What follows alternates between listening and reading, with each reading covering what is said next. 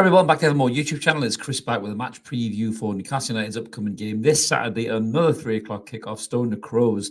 What's happening here against Brighton Hove Albion at St James's Park? Yes, this is the last home game of the season, so we want to go out with a bang against Brighton. We're pushing for 6th place. We're looking good. Manchester United have fallen to pieces. Hopefully that will continue this weekend. So this is a huge game for Newcastle. We need a huge performance, and I hope that the lads can deliver on Saturday. We're going to get stuck right into this in a minute, talk about how we think the lads are going to line up, talk about Brighton, talk about the danger players for both sides, and how we think the game is going to go, as we always do on the match preview. If this is the kind of thing you like, smash subscribe. We'd love you to come and join us. We're over 7,500 subs, loads of room for you and evermore. We're pushing towards 8,000 subs. With your help, we'll get there. It's all free content. If you want to give a little bit back to the channel and support us, there is a membership option down below. Click whichever one suits you best. You get early access to the likes of the match preview video you're about to watch, as well as the transfer links and the rants, those kind of things as well. So click whichever button suits you best.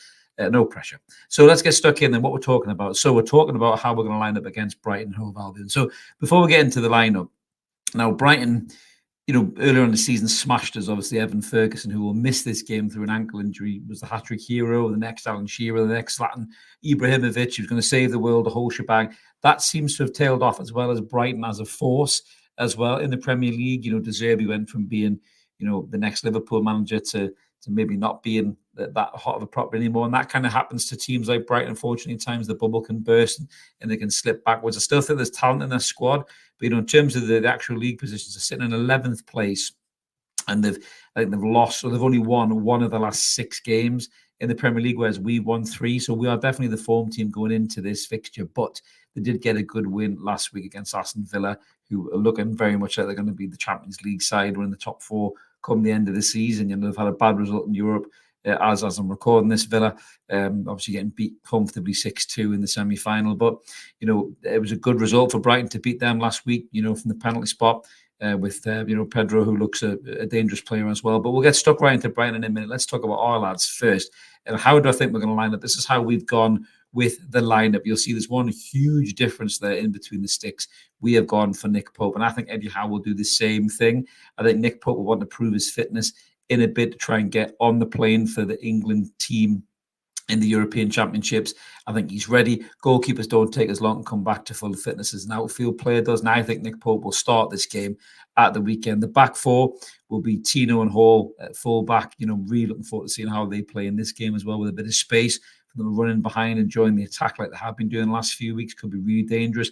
Dan Burn playing against his old team. He'll be captaining the squad, I'm pretty sure, with Emil Kraft alongside him, who's done a great job at centre-half when Cher's been injured. Midfield 3, we've gone back to the 4-3-3. So I think Wilson will drop to the bench. All this talk about a dodgy hamstring seems a bit premature. He'll probably be on the subs bench. No room for Harvey Barnes for us as well. He could easily come into the side, Barnes, because I think he is a good player, and I'm sure he wants to prove his worth from the start. But I think Jacob Murphy's played well enough the last 3 games to retain his space. So we're going to go with the midfield 3. Elliot Anderson comes back into the side alongside Bruno and Sean Longstaff. I think, again, Joe Linton will probably be used sparingly from the bench. They don't want to throw Joe in from the start and burn him out potentially. And I think Anderson obviously was rested against Burnley last week when we went to a 4-4-2. So I think Anderson will be fresh and raring to go. And then that front 3 of Alexander Isak through the middle, searching for more on top of his 20 Premier League goals, already nominated for PFA Young Player of the Year and Players Player of the Year. He'll be really keen to show his worth again and show exactly what he's all about. Jacob Murphy, again, working hard, some quality on the ball, some good deliveries against Burnley. If he puts the same level of delivery in against Brighton, we could have another comfortable win at St James's Park, on Saturday afternoon. And Anthony Gordon, last but not least, snubbed by the PFA Young Player nominations.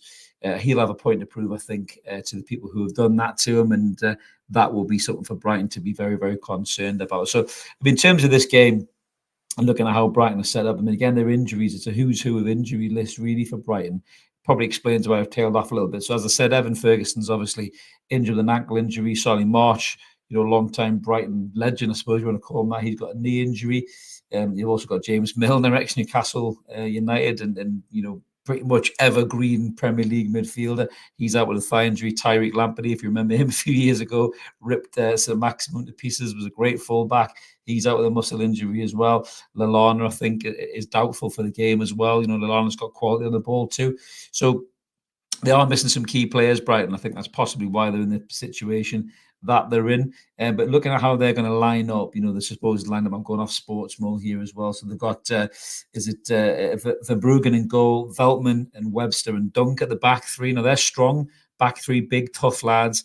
But Alexander Isak is a different kettle of fish altogether than a Callum Wilson, who may back into and use his strength. Isak is like a ghost that haunts centre-back streams. I've said that he finds space in between. He's got such quick feet, a turn of pace. He's a nightmare to defend against. If you're a kind of an old-fashioned blood and guts type centre-half, you don't want to play against this guy in the form that he's in. He could absolutely cook you alive. Then they've got Igor there. They've got Billy Gilmore, who's decent on the ball. I like Billy Gilmore. If we give him time to play, he could find little pockets of space, and they've got a talent up front there that he can find with a through ball. But I think if Anderson can get in his face, smash into him, and make him try to tackle back, I don't think that's Billy Gilmore's game, so it could really throw him off his game as well.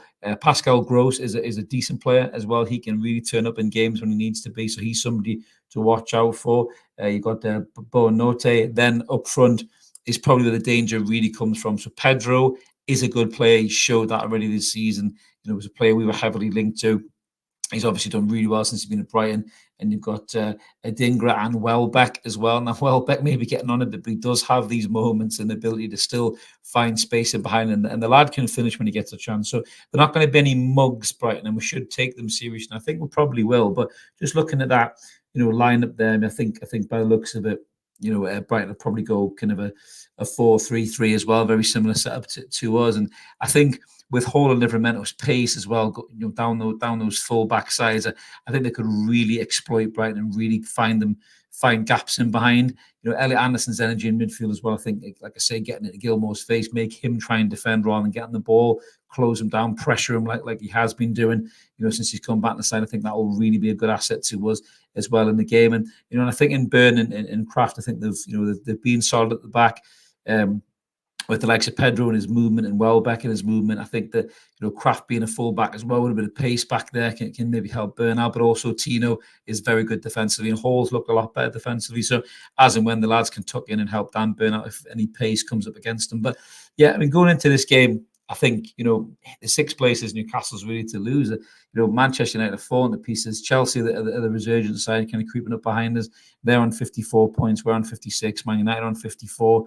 But Newcastle are in decent form. We've won 3 of our last 6, I think it is, in the Premier League, whereas Brighton is only won 1, as I said there. So in terms of the result for this, you would find a hard push to go against Newcastle. Now, I know Newcastle can often surprise you and they totally turn up as an absolute bag of spanners when you think they're going to do really well. But we just seem to be focused. The momentum seems to be with us there.